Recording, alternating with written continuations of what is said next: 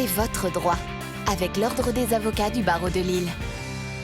C'est votre droit sur Grand Lille TV en partenariat avec l'Ordre des avocats du barreau de Lille. Et aujourd'hui, on va parler de diffamation, du droit des médias avec maître Emmanuel Rigler. Bonjour. Bonjour monsieur. Une question d'abord, comment répondre efficacement face aux propos parfois choquants sur les réseaux sociaux, sur des correspondances électroniques?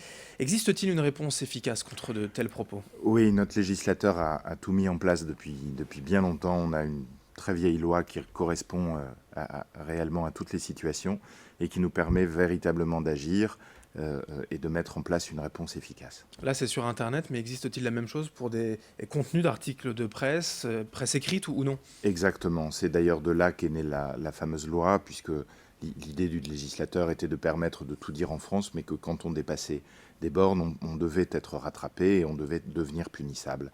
Donc le législateur a mis un outil extrêmement pratique, extrêmement efficace. Il faut juste savoir l'utiliser convenablement. Et concrètement, en cas d'atteinte, en cas de diffamation, comment agir?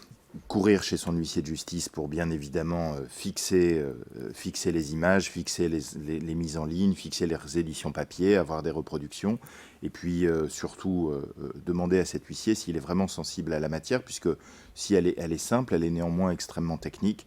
Et puis après, il faut se tourner vers un avocat qui maîtrise la matière, puisque les délais sont courts, les délais sont extrêmement brefs pour agir en justice, et à ce moment-là s'ouvre un arsenal qui permet de faire supprimer le texte problématique et qui permet aussi de faire réparer effectivement l'outrage ou l'injure supportée. Et tout cela est très cadré, mais pourquoi un tel formalisme finalement? Et est-ce que les juges justement maintiennent cette rigueur?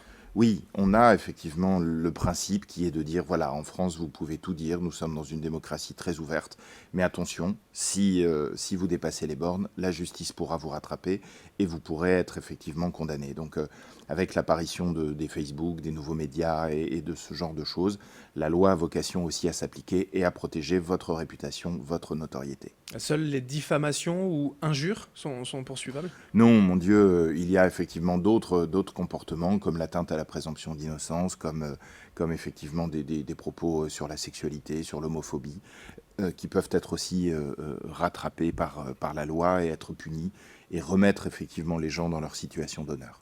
Merci maître Emmanuel Rigler pour ces explications concernant donc la diffamation. C'est votre droit sur Grand Lille TV en association avec l'Ordre des avocats du barreau de Lille. C'est votre droit, avec l'Ordre des avocats du barreau de Lille.